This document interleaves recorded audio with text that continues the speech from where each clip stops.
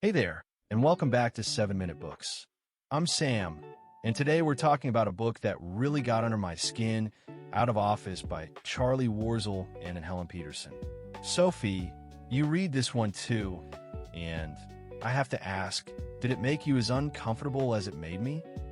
Oh, completely. And I think that's the point. It's not a feel-good book about working from home.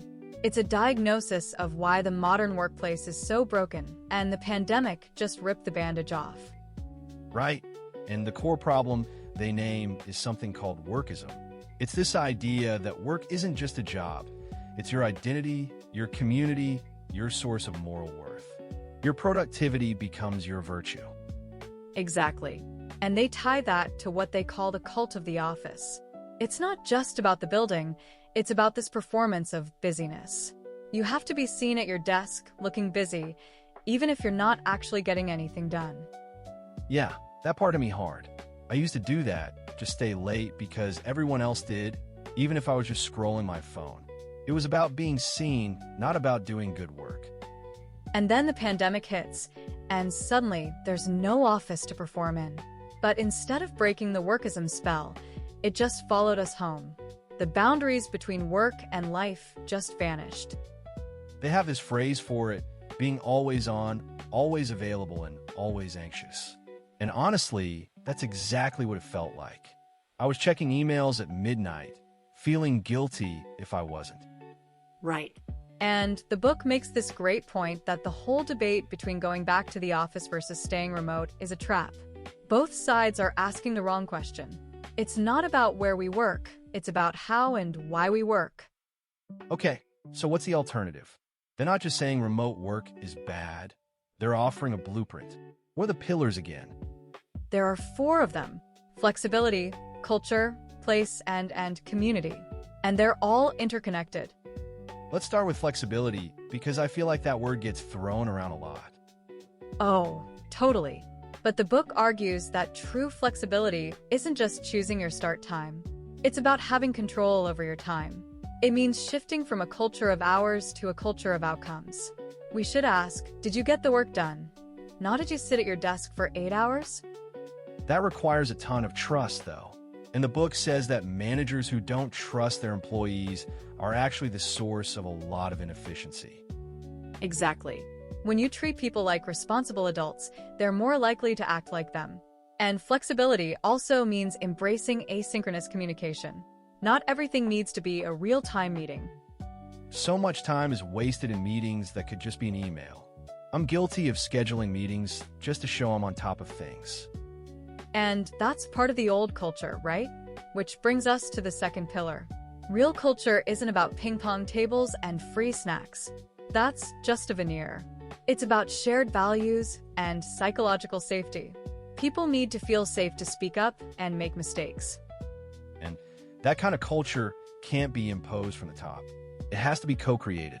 Leaders need to become more like facilitators and coaches instead of command and control types. Yes. And then there's place. The book challenges the idea that it's just home versus office. We need a third space.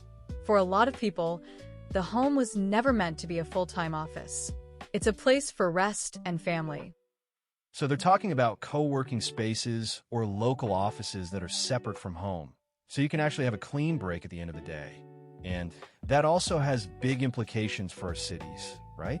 It could bring life back to local communities. Yeah, the office-centric model has hollowed out so many towns. People commute to some distant campus and then come home to a place where they don't know their neighbors. A more distributed model could change that. And that leads to the fourth pillar, community. The book says the workplace has become a substitute for real community. We've outsourced our social lives and even our friendships to our employers. That's so unhealthy. It is. And the pandemic showed us how fragile that is. When we stopped going to the office, a lot of people realized they had no other community to fall back on. So the solution is to invest in community outside of work, to get to know your neighbors, to find purpose beyond your job title. And the book is also honest about the challenges. It's not a utopian vision. Managers who built their careers on the old model are going to struggle. And not everyone has the same power to negotiate for flexibility. A software engineer has way more leverage than a delivery driver. Right, that's a crucial point. The benefits of remote work haven't been distributed equally, and any just future of work has to address that. They even bring up the question of compensation. If we move to outcomes over hours, how do we pay people?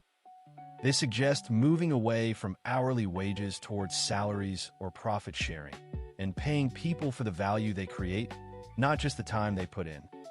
And that includes recognizing that caregiving and rest are not distractions from work, but essential parts of a healthy society. It all comes back to power, honestly. Who gets to control your time and your attention? And the old model gave all that power to the employer. The new model has to give it back to the worker, because a burned-out, disengaged workforce isn't productive. A workforce that has control over its time and a life outside of work is going to be way more creative and loyal. So what's your big takeaway, Sam? I think for me, it's that we have to stop asking where we work and start asking why we work. The pandemic showed us that another way is possible, but it's not automatic. It takes conscious effort and hard conversations, and we have to be willing to let go of the old ways of thinking. Yeah. And if you want to explore more of these ideas, the whole library is over at 7minutebooks.com/app with over 6,000 fiction and nonfiction titles you can read or listen to in any language. It's just $2.99 a month, $9.99 a year, or $19.99 for lifetime access. Ultimately, this book is a call to imagine a world where work is a part of life, not the whole of it. And that's a future worth fighting for. We'll see you in the next one.